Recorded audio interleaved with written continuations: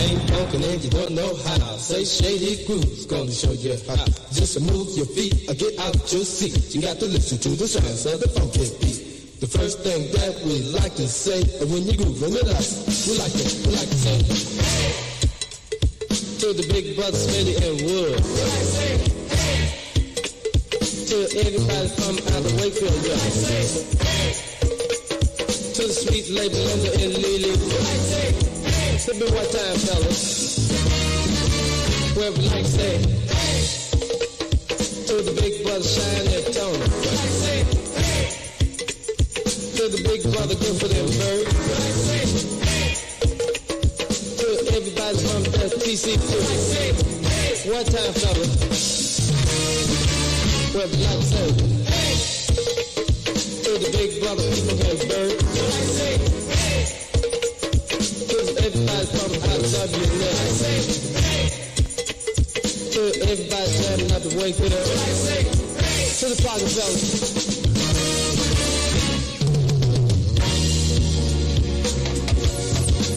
Those who are ladies and gents at the party on the weekend having fun, y'all. Don't do it for the ladies and the gents at the party on the weekend having fun now. Now all the fellas in the band want you. A tourist in a store in Times Square and firing at police. Here's Aaron McLaughlin.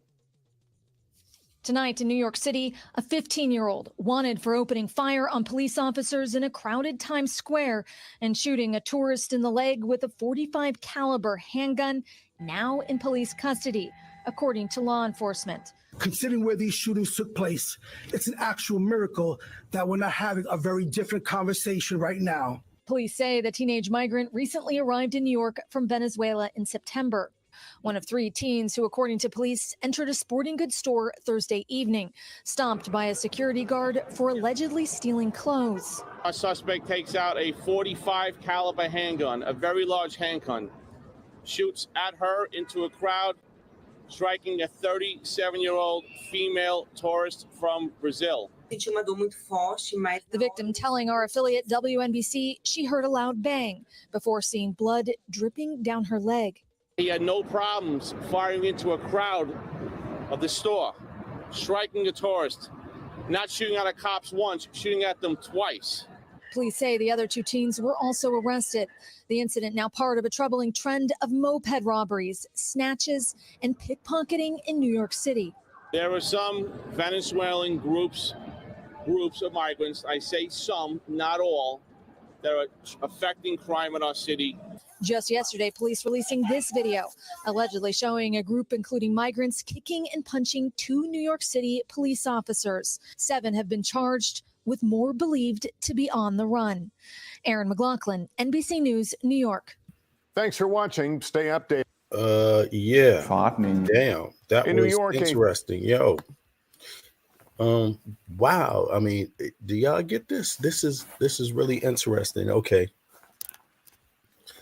A Venezuelan migrant that comes into the U.S. In September last year shoots a Brazilian tourist in a New York City shopping mall. That's some irony, right? That's some irony. To me, that is screaming out something is not happening well at all in the U.S. in terms of this crisis, managing the migrants essentially. And I hate to say it because I'm first of all, I'm totally not against immigration. I'm a migrant my damn self, not to the U.S., but outside of the U.S.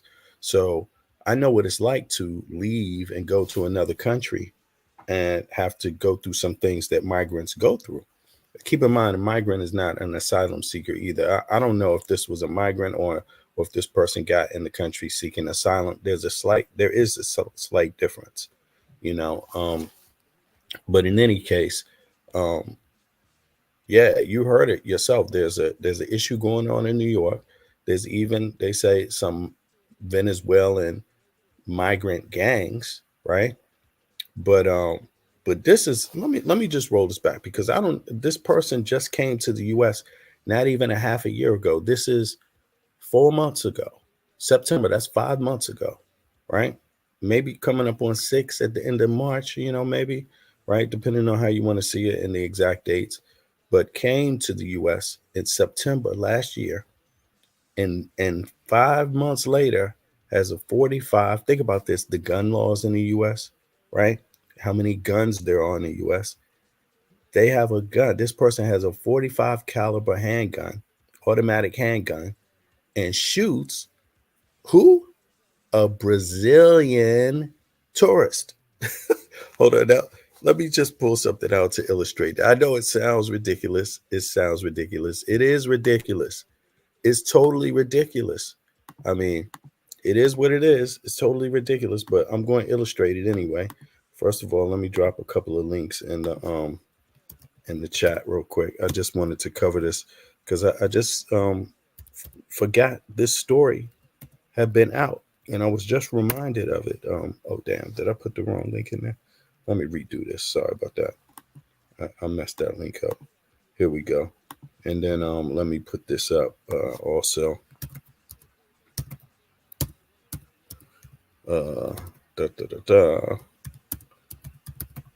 For folks that want to support, right? PayPal me, exactly. PayPal.me. Okay, I think that's it. But in any case, so here, let me go back to this. I'm gonna drop the link also if there's anybody that want to hop up. I'm only gonna be short, like maybe a half an hour on this one. But let me just pull this off the screen now, and then I'm gonna pull something up to just illustrate a few things. Here we go. Boom. Now let's say here South American map. I should have just went to maps, but what the hell? Maps. Let's go to maps. And then we zoom in. Cut this one off too. Want that, right? Let's just zoom in here.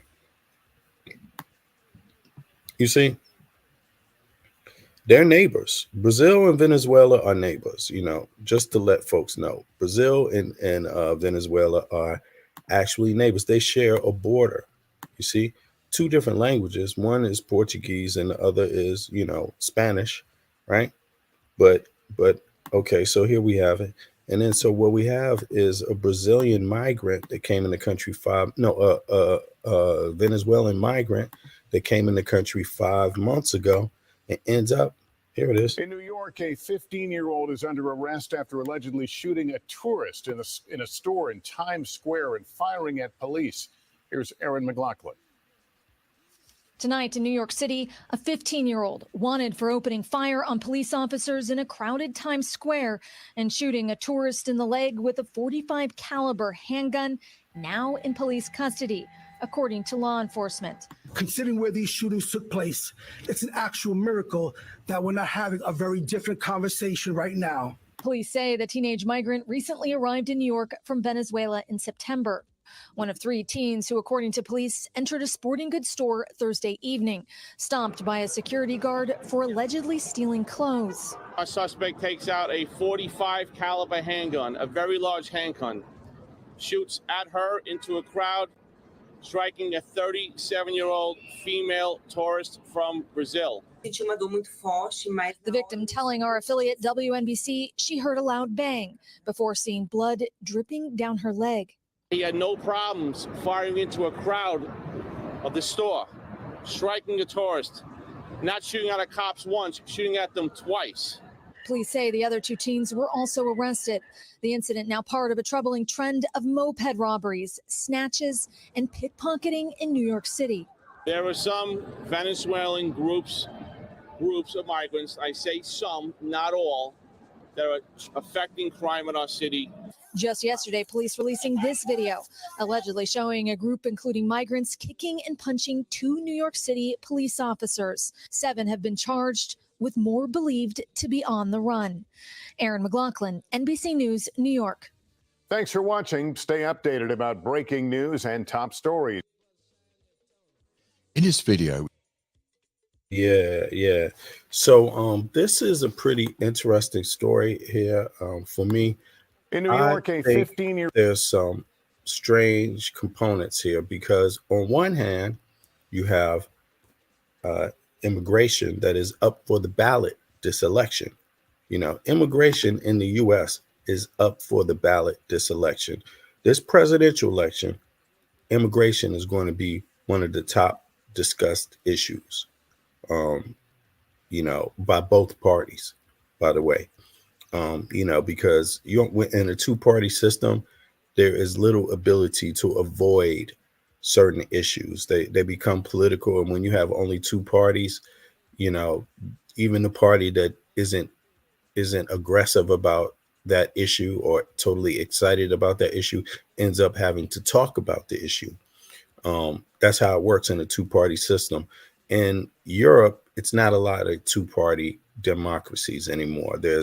Or at all. I don't even know if it's ever been the case, but it's mostly 5, 6, maybe 10 parties, and maybe three to four major parties in each country, right? So sometimes certain things go unnoticed, to be honest with you. But that seems to happen in every democracy. Things go unnoticed, but or in every country, period, any type of system. But in the U.S., there's a two-party system, Democrats and Republicans. And so you have an issue where migrants are already being, the migrant issue is already being tested. Trump has spoken about the migrant issue. He was really aggressive about the southern wall, didn't say much about the other types of migrants that come into the country at all, which are many, by the way. And he didn't really. I'll put it to you this way: in a society where there's issues of racism, and colorism, usually the whiter you are, the less negative attention you get, and that's the same with the migrant issue. Like, if you're white, pretty much no cop is going to be, or any citizen is going to think, boom, migrant. They're not going to think to check your records, check a lot of things, not off bat. But when it comes to this thing about migrants in the U.S., it's usually seen as a lower income job area, so, and they usually think of, slightly yellower looking people, not completely totally white, slightly brownish a little bit. And those are the people that usually get the attention of the migrant situation in the U.S., right, historically. But in this case, they've been talking about a wall.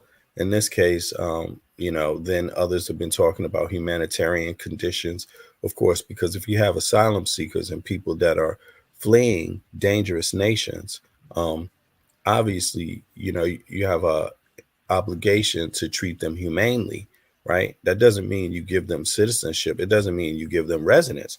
It means you process their case in a humane way to find out if they should even be in your country. Right now, that could be a flawed process. Many argue, across the globe, that it's a stress process too. There's not one country where people are like, thumbs up, asylum works, is a great experience to be in an asylum camp. Nobody's arguing that anywhere in the world. Most asylum seekers, they tell you how distressing that experience is, but some nations are a little more humane than others. But this is the United States, right? And this is a migrant. So let me just go in now and see who this person was. Exactly. Is it a migrant or is it an asylum seeker? Let me see here. 15-year-old shoots up NYC. Oops, 15-year-old shoots up and shooting NYC. Maybe I typed that wrong, right? What?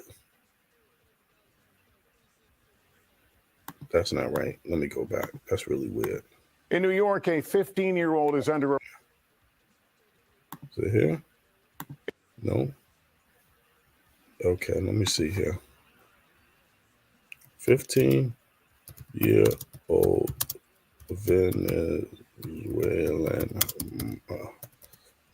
shooting I want to see. I think maybe that's what it is. Okay. Now I'm going to go to the articles here. I'm pretty sure it's an asylum seeker. I'm not sure what they mean when they say migrant. Teen arrested in connection to Times Square shooting that injured tourist.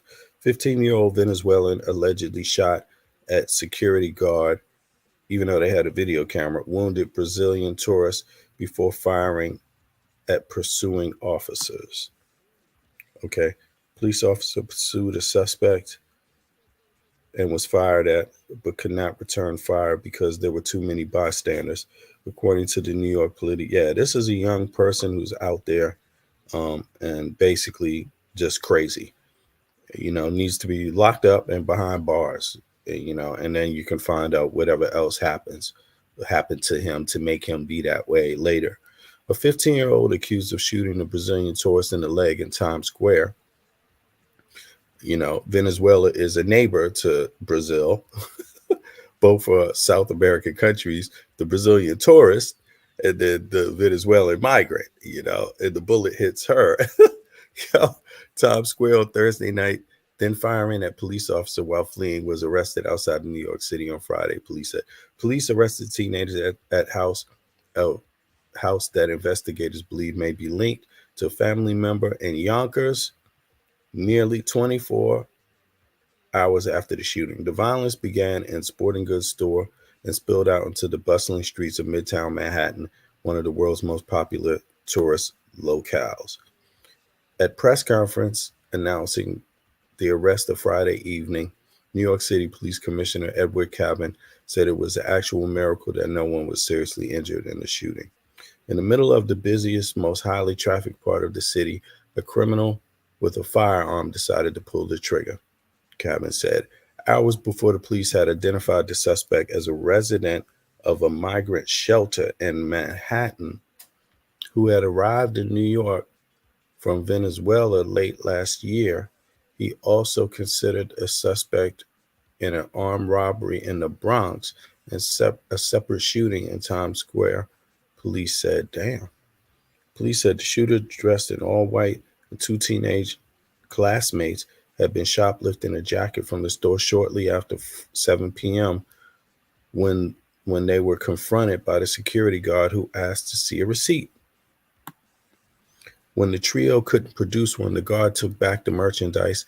That's when the teenager allegedly pulled out a .45 caliber handgun and fired at her. I mean, he's going to kill her. He's going to kill the security officer over their jacket. The bullet missed the worker, but grazed the 38-year-old tourist in the line to buy a pair of sneakers. This is going to be a case of, if you don't care about your own citizens, do you care about the tourist? I think that's how it's going to go down because,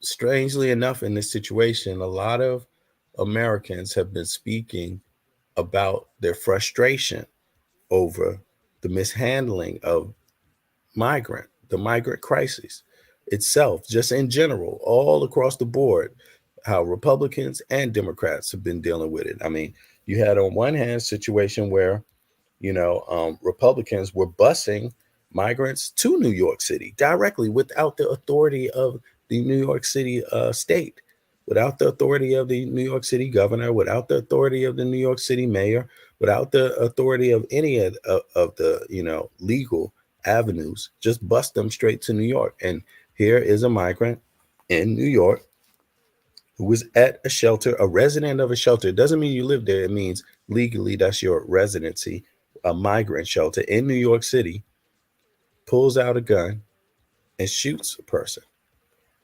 And the person he shoots is a Brazilian tourist. So to me, in my mind, this is kind of extreme because it's one thing if you don't value your own citizens.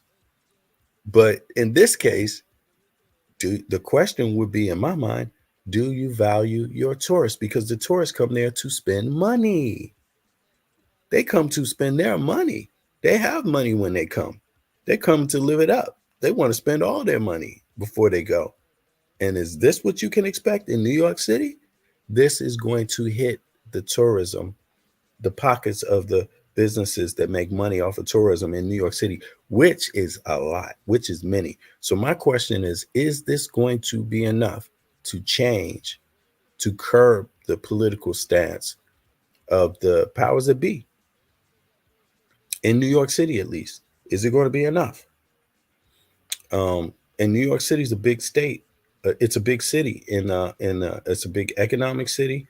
It's a big city in the United States of America. So what happens in New York could possibly trickle over into other places. The bad news in New York can always trickle over into becoming the bad political news for other areas, because it's a lot of people there. There's a lot of money there, and yeah, they get a lot of attention, political attention. So it's going to be interesting, in my view, what comes out of this. But let me find out a little more here. The shooter fled towards 6th Avenue, with one of the officers giving chase at one point, cutting between buildings. Damn, he really had a real run, boy.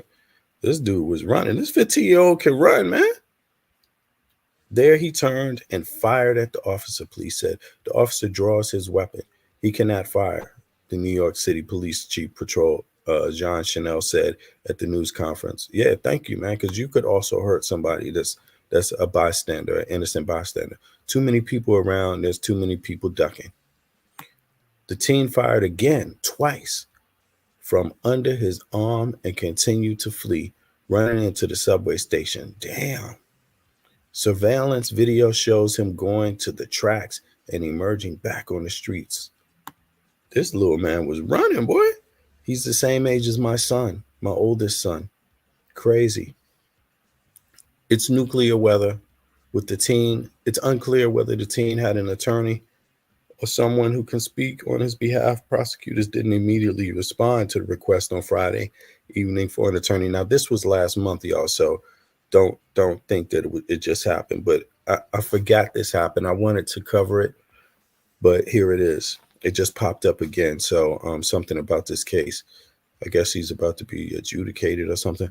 On Friday morning, police apprehended the third suspect, who was 16-year-old. 16. Investigators are still working to determine the role in the two people alleged to have entered the store with the shooter. Police said they spoke to hundreds of people and obtained strong surveillance photos of the alleged shooter leading up to the. Okay, so I'm going to say it's pretty clear it's an asylum seeker. So it's careful for people to understand the difference between a migrant and an asylum seeker. A migrant is a person that comes to the country using the legal channels, right? And gets permission, the green light, boom. That could be they're married to somebody in the country, they had children and are married to somebody in the country. That could be they have a job which the corporation says, this is a specialized job, and there's not enough people that can do this job, so they look for people in other countries to fulfill that task. It could be for reasons like that, contracts or things like that, legitimate reasons. An asylum seeker is a different type of person. It's a person who's fleeing another country for humanitarian purposes and is seeking humanitarian aid, essentially residence. That's what an asylum seeker is. I started checking myself, then looked at my leg and saw blood dripping down, but I was able to stay calm, she said in Portuguese. Yeah, so, okay, the shooting comes on the heels of another high-profile incident in Times Square involving a brawl between migrants and police officers. You know what? Sometimes I wonder, what if they were black? I mean, I hate to say that, but sometimes I wonder, and I'm not assuming that they weren't black or whatever, but I've seen cases in the US where I just thought like, damn, I don't know, man. Maybe it's just me. I don't know. But in any case, I mean, we know damn well what it would be if they were quote unquote white. I mean, a white mob might be able to walk into any store and go just do what they want and then go home and be like, hey, we did it because we wasn't happy about the politics right now. Who won the election? I mean, that's happened before, but But there's a lot of restraint going on here. There's a lot of restraint. I don't know. Let me see something. Let me just peep the game here real quick. I'm gonna put this up inside of the chat, and then I'm gonna see if any other agency covered this story. You know, for what it's worth, migration is pretty. Asylum is pretty tight process in Denmark, where I'm living in Copenhagen and otherwise. You know, it's pretty tight, and I think a lot of the logic behind it is that they want to preserve the social services for the citizens and legal residents, and they don't want to spend too much money on asylum.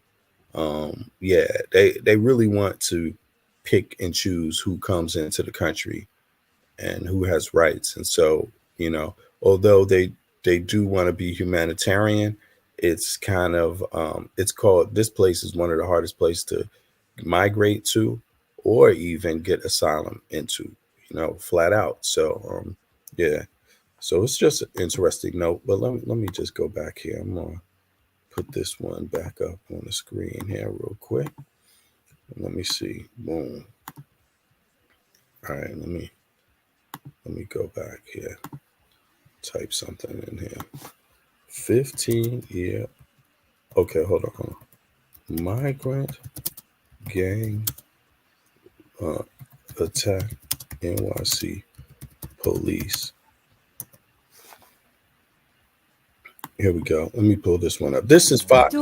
They're not a news agency anymore. They're kind of like a, you know, I don't know what you could call it. But in any case, they have the video footage, so you can see it for yourself. Hold on. Let me see here. Let me see if there's another agency with this. I mean, Fox seemed to be covering a lot of this stuff where some of the other networks are not. I don't know what to say. I don't know what to say, but I'm going to play it. So here we go. Welcome back here on Live Now from Fox. The New York City Police Department continuing to search for two suspects accused of assaulting two police officers near Times Square back in January. This as they arrest yet another suspect, charging her with assault. Robert Moses with our Fox 5 New York team joining us live this morning with the latest details. Good morning, Robert. Thank you so much for being here. Josh, good morning to you. About a month and a half after that assault back on January 27th, police here are still looking for all of the suspects who are responsible. The city continues to buckle under the weight of its responsibility to not only care for its own, but also for more than 180,000 asylum seekers who have arrived here. Police just released these pictures of two more suspects who are wanted in connection with the assault of two police officers outside of a migrant shelter in Times Square in January. Yesterday morning, police say they arrested 20-year-old Edgarlise Vegas and charged her with assault on a police officer. She lived at an address on Atlantic Avenue in Brooklyn. Police would not confirm her immigration status. The assault on the officers drew national attention. Congressman Anthony D'Esposito and Congresswoman Nicole Maliotakis, both Republican members of New York's delegation, invited the officers and their wives to last week's State of the Union address. Speaking of Washington, that is exactly where more than 50 clergy members plan to travel today to lobby lawmakers for federal assistance to help offset the costs of the migrant crisis. Reverend Edward Richard Hines, a minister from Brooklyn, says he and other faith leaders from all 5 boroughs have meetings scheduled with both of New York's senators, Chuck Schumer and Kirsten Gillibrand, as well as House Minority Leader Hakeem Jeffries, who represents Brooklyn. The city has cared for more than 180,000 asylum seekers and counting who have arrived at its doorstep. The Social Services Commissioner revealed at a city council hearing yesterday that the average cost per night of caring for a single migrant household, known as the per diem rate, stands at $388. That's $5 more than the cost that Mayor Eric Adams cited in August, but down from a peak per diem rate of $394 in October, according to a mayoral spokesman. And those costs quickly add up when you consider the fact that about 65 1,000 migrants remain in the city's care. Josh, back to you. All right, Robert Moses there with our Fox 5 New York team. Thank you so much for being here with us. Now, let me see here. Let me see. Migrants shipped. Oh, let me see. Is the mic on here? Yeah, migrants shipped from Florida to NYC. Yeah, this was a big scandal earlier. I mean, 4 months ago. This is a big scandal. Yeah, this is one of the scandals out of this crisis. This is Chicago's very own WGN Evening News at 5. To give you some New York background. City is offering migrants a free one-way ticket to anywhere in the world. City's established a new re-ticketing center in Manhattan where asylum seekers can pick up a ticket. The effort is New York's latest bid to ease pressure on its shelters and finances. More than 130,000 asylum seekers have arrived since last year. City's mayor warned shelters are so full, migrants will soon be forced onto the streets as winter approaches.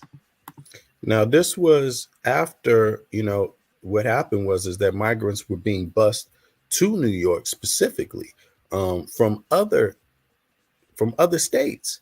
And that was a political Democrat versus Republican thing. So let's see here. Migrants from, look, they were shipped to Martha's Vineyard also. Let's see where else here. See, migrant swells and migrant crisis swells. They're saying migrant, but this is asylum seekers. Migrant crisis swells in NYC as asylum seekers camp outside. Yes, people were bused. Now, let me see something here. Right, here we go. Check this out.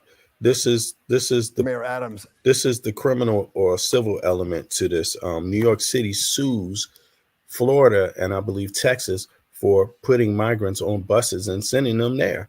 Like, is that even legal? Is that legal? I don't even think that's legal. I don't think that's part of the asylum seeking process. There's laws on that countries sign on to. So, yeah, but here we go. Let's see. Mayor Adams taking a stand tonight to slow the city's immigration What's crisis, up, or Tom? at least try.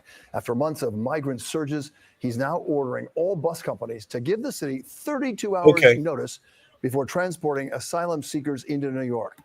Both a shrewd and desperate move. The target, the conservative governor of Texas, and who forces migrants out of his state and onto buses to big cities. Will it work? Here's Josh Oninger.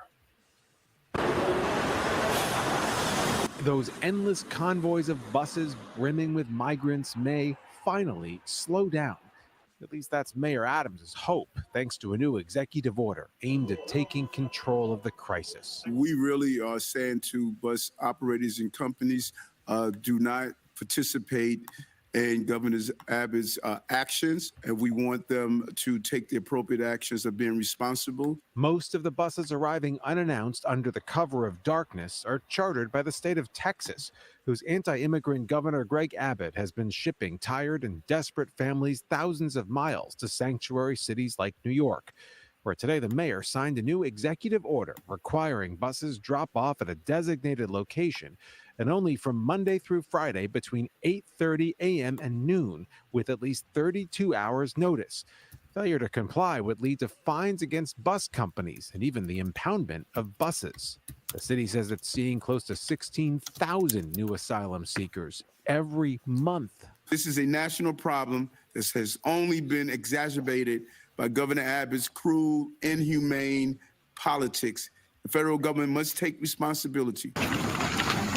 With the population shift only getting worse and increasing numbers of migrants from around the world fleeing hardship at home and marching north through Central America, today the U.S. Secretaries of State and Homeland Security led a delegation to Mexico to try to convince the Mexican president to help step up immigration enforcement south of the border, reopen key ports of entry, and perhaps more important, encourage migrants to stay in Mexico.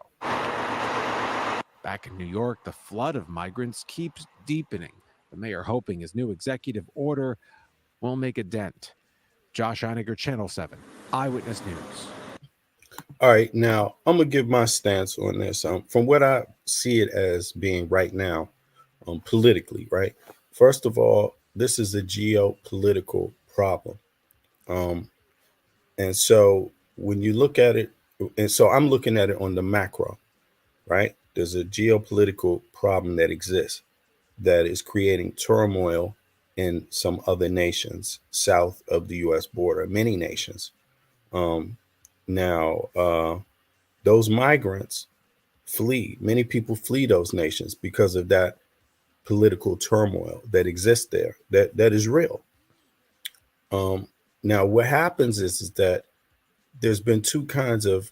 There's been traditionally on the geopolitical level, one position that's been intervened in some of the issues, conflicts uh, in South America and Central America, either by supporting certain political candidates or by military intervention, which also is looked upon as bad, negative, invasion of sovereignty, these kind of things, right? And it doesn't necessarily, depending on how you utilize that, it can produce different results. Um, but it didn't it's none of these things have have changed the economic strife people face there, or the political strife, meaning if you're a member of a minority group, how you're treated by the police, if you're just other circumstances that exist within the political reality of being a citizen in one of those south of the border countries. Now, so you have that position, intervention. But then you have the other situation, which is stop them flat out at the border. Like, don't intervene, but build a wall, And so you have two theories that don't seem to add up because, and this is my opinion now, there's two theories that don't seem to add up because they're both attempting to deal with um, they're both attempting to deal with migration, you could say. But one is saying, okay, uh, democracy should prevail. But what is democracy without good paying wages? People are really fleeing because of the lack of economy, and also political strife, meaning you could be harmed if you're from a certain class or group, could be treated as nothing, right? And then the other group says, hey, fuck that. That's not our problem at all. Just build a wall and stop them, right? And so to me, it seems like it's the U.S. has not effectively approached South America. And I'm not saying it's the U.S.'s issue alone. I mean, as an American nation, being a superpower, it has not been the leader in properly addressing Central and South America as fellow Americans, right? There's been an elitist class in the U.S. that's benefited uh, economically from having relations with poor dictators in South America for a long time. It's been the case with Cuba. It's been the case with Colombia. It's been the case with Venezuela. It's been the case in Nicaragua. It's been the case in Panama. It's been the case flat out. You see? Yeah. So I think to get beyond this problem, it's a good idea to think about the geopolitical aspects to this. Also, the war on drugs is a part of it. I mean, look, if you have dictators, or if you have abusive leaders that practice harming their own citizens regularly, or oppressing their own citizens regularly, or being corrupt, stealing the masses of wealth regularly, then all of a sudden an opportunity to grow coca leaves becomes a good idea, a good opportunity. So, one problem, one lack of dealing with one problem turns into another problem where it's not dealt with well, turns into another problem. And the whole time we're kind of like diverting from the real problem. And I think the real problem is, the US hasn't taken moral leadership in the conversation about how to deal with fellow Americans. Now, think about this. The same groups of people live in North America and South America.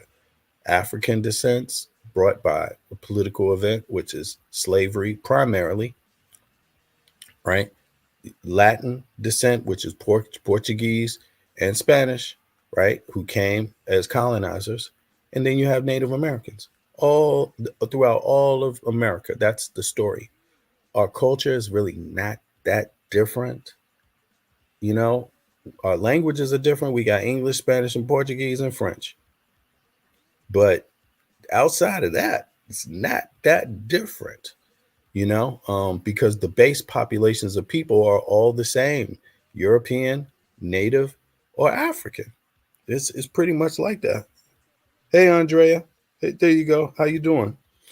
Yeah, so for me, it's about high tide that the U.S.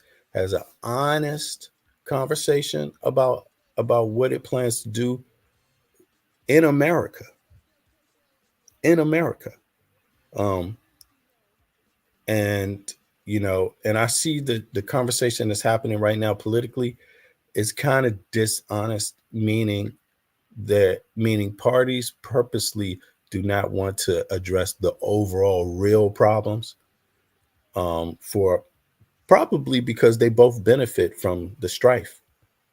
They're both benefiting somehow, some way. There's some kind of reason why they don't want to talk about the overall issue. And then what gets talked about is the bottom line issue, the issue that comes to America's front door. And that is ugly. That's people climbing the fence, people coming across, committing crimes, people, you know, people that just take up space, that don't look good, but people that also create fear in other Americans, you know, Americans that are worried about safety, Americans that are worried about, you know, hey, our country don't even treat us well right now, and now you're coming here. You know, is that valid? Is that valid, or is that an invalid feeling? I mean, that invalid feeling, if you want to call it invalid, exists in every country around the world. It exists even in South America and Central America. Central American people don't extend hospitality to each other, damn near. You see what I'm saying? South American people don't always extend hospitality to each other. Why? Because it's hard enough just being who you are. You see, it's really an issue there. There's a serious issue there. And I'm not trying to say that's a special problem for anybody. We got it in the US, we got it in South America, we got it in Central America. So what are we going to do about it? You see? Are we going to pretend that there's not a bigger issue that's driving these smaller issues? Or are we just going to, you know, go back and forth about the smaller issues? You know, are we going to turn people who are pretty much like us into scapegoats when, you know, our government has no real policy put in place to deal with our own problems as citizens? You know, I'm talking about social problems, social economics, you know, housing, education. I mean, you know what I'm saying? Yeah, to me, it seems like the politicians want to deal with the scapegoating part, but don't want to deal with the economic part because maybe they're in on it in terms of the economic exploitation, the left and the right, when it comes to Central and South America. And maybe they're in up on the partnering with NATO nations in another way. You see what I mean? That they're not quite talking about, which is ultimately economics too. You tell me. I mean, anybody can hop up. This one's just going to be short. It's just my brief thoughts about what I think about the migrant crises. And I want to review it again when I have some time. It's not going to be today, though. It's going to be this weekend. So look out for that one. And yo, Tar, it's good to see you. You know, Tar has a lot of strong, well, I wouldn't say strong feelings about it. Well, strong feelings, but I wouldn't say strong views. But he's out in New York, and New York has experienced this crisis like maybe some other places haven't. But a lot of cities in New York and in the US, I'm sorry, is starting to really feel the migrant crisis in a way that they may not have anticipated before. So the politics might be changing. And Yo, anybody want to go to Tar's page? There go one of his links also. Let me read some of the comments though. There's a serious problem created on purpose. Democrats are under the Chinese and the UN direction. Yeah, that's Tar's feeling about it. I don't feel the same way, but I don't mind people saying what they feel or saying what they think, because for me, it's conversation. You can have a difference of opinion as long as we're willing to discuss it, because then we can get to the root of what's correct and what's not correct, what the real issues are and things like that. But there's a lot of people that feel this way. There's a lot of people that feel this way. I don't feel it's exactly this way, but, it's worth a discussion. You know what I'm saying? It's worth a discussion. Yeah. Yeah. You can hop up if you want, to for a minute, if you got the time. I know you're at work.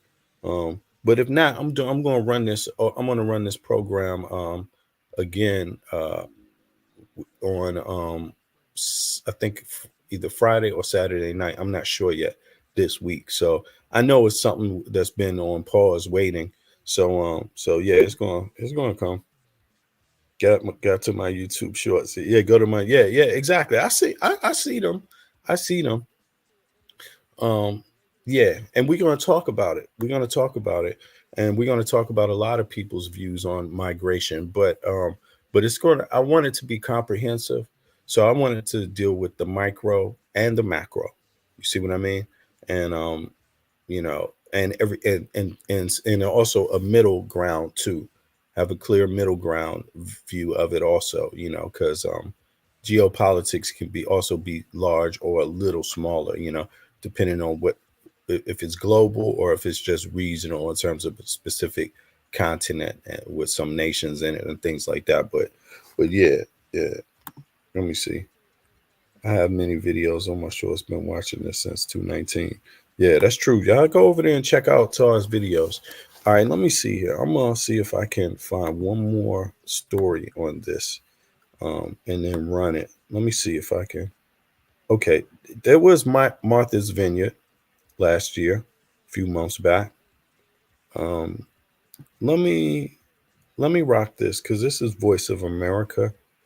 And I'm going to play this one. Here we go. Demonstrators in New York City's Staten Island neighborhood are celebrating the blocking of a proposed migrant shelter in their neighborhood. I think even people who are open-minded to what they call migrants coming in have understood now it's costing us. Having accommodated over 100,000 recent migrants, New York City Mayor Eric Adams has warned that this may have grave implications for the city. And how dare anyone say New York City is not going through a crisis? And here's the sad part about it, folks. When you get 10,000 a month, there's no relief in sight. And so I'm not going to search through a thesaurus and find the proper way to be politically correct to tell you that this can destroy our city, this crisis. According to a recent survey by Siena College, the opinions of everyday New Yorkers toward the arriving migrants are also shifting. 79% of Democrats, at least 79% of Republicans, at least 79% of independents, of all those groups, all say that the recent influx is a serious problem. I do think that the migrant issue is very much affecting how voters view the president. Muzaffar Shishti, a senior fellow at the Migration Policy Institute, also believes that this could have implications for the upcoming 2024 elections. It is going to have some dent in the election. How much, we don't know. We are still more than a year away from elections. It might subside by then, but I think it will have an impact. Mayor Adams has implemented several recent measures aimed at diminishing the attractiveness of New York City for prospective newcomers. However, for many migrants, the allure of the city's economy and migrant benefits remain compelling. Somebody recommended me to come in here because I can get the ID of the city, I can get the Medicaid, and I can have also a shelter where I can live. If you are a new immigrant, you are a newcomer, the best city to you to live is in New York. Not all New Yorkers are adopting a negative stance on these recent arrivals. Many Manhattan residents have contributed their time and resources. New Yorkers have been very, very welcoming and generous. And that New York, at its core, the human beings of New York, maybe not the government of New York, but the people of New York remain welcoming, giving, generous, kind-hearted peoples. As the political repercussions of the migrant issue ripple across the Big Apple and other major U.S. cities, the effectiveness of the assimilation of these migrants and their impact on both the local and national political landscape is still to be determined. Aaron Rainin, VOA News, New York City. Yeah, I think I'm going to sum this one up. I believe Americans are very, very kind people, very, very open. And I've heard that said outside of the U.S., being outside of the U.S., I've heard people say that. I mean, people know that the United States is pretty much a multicultural country in the sense that it's people who have a lot of different cultures or backgrounds and come there and are able to get up on their feet and start a new life, right? And there's a lot of other statements people make, like a lot of people that come from Europe, for example, migrants or people of other backgrounds that live in Europe, when they go to the U.S., they're very, very surprised because, see, they hear things about the U.S. from their own European country that they happen to live in. But then when they get to the U.S., then for the first time, they really get a chance to see the U.S. and American people for themselves. And for a lot of them, it's the first time that they walk down the street and nobody stared at them. It's the first time they walk down the street and someone that they asked the question to just gave them the answer to it kindly. I've met a lot of people like that. I'm gonna tell you, and my doctor is one of them. And my doctor is from Iran, but lives here in Europe. They told me, like, man, people from your city are so kind. Like, I asked them a question about how do I find this, and they just stopped and took all the time to pull out, they went into my map, show me, believe it or not, that doesn't happen in every country. A lot of country people, just not as generous. So Americans are very, very generous. But that doesn't mean we have first of all, American people are American people. That doesn't mean that the government itself is doing that great about supporting American people, first of all. And that's the case across the Americas. Just because you're American, it does not mean your government is working that well for American people. That could be South America. That could be North America. That could be Central America. You see, but but United States Americans, for the situation that they're in, they're generally seen as very kind to others. And in a different way, Europeans are seen as being a little more closed. Even though that may not be bad, like they don't have bad intent, but they pretty much like to mind their business when they're walking around, don't want to be bothered a lot of times, are very short to the point, not so, concerned about how they sound and I'm not trying to generalize, of course, all aren't like that, but that could be said a lot about Europeans, to be honest with you, particularly Nordic Europeans, right? But there's a difference even in Europe. Southern Europeans are different from Northern Europeans. But there's still some problems there, with discrimination and all kinds of other shit, no matter where you go over here. But having said that, I think this election, what was true about this Voice of America comment is that it is going to have some profound implications on this next election. And it's sad that the only two choices, in my view, are Biden. Even though there's policy on the Democrat side. So when you vote for Biden, you're voting pretty much for policy. Trump, there's almost no policy there. People are voting for a personality and a few statements, in my view, right? And I think it's sad that the two choices are Biden and Trump, because it's going to be so important for the future of Americans to get this immigration thing correct, but not just immigration, also just social services in general for American citizens due to other factors in the world. Relief for the average American citizen. There's been almost no structural change. You know, structurally, in my view, the idea that welfare is giving out handouts needs to change in the United States of America. It's the wealthiest country on earth, the country where they say it is known $1 trillion GDP extra added to the GDP every year, no matter what. No matter what. Americans shouldn't be made to feel like they're losers because they're getting a goddamn welfare check or getting assistance for their housing. That should be built in like it is every other NATO nation.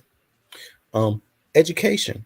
Why are you still trying to figure out what value education has in your own goddamn society? I'm sorry.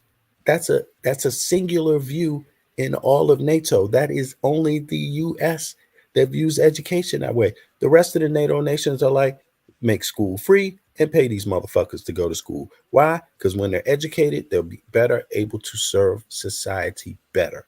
The nation. You see? Responsible citizens, creating responsible and capable citizens is what education is about. If you can't invest in that, you can't complain about the results. Healthcare. Do you want an educated person that loves their country being thrown out of their house because they just get sick? Is that what? And then a small sickness turns into a huge sickness because they don't have fucking healthcare? Is that what you want? That what I'm saying to you folks is all of those things mean lack of investment in the actual citizens.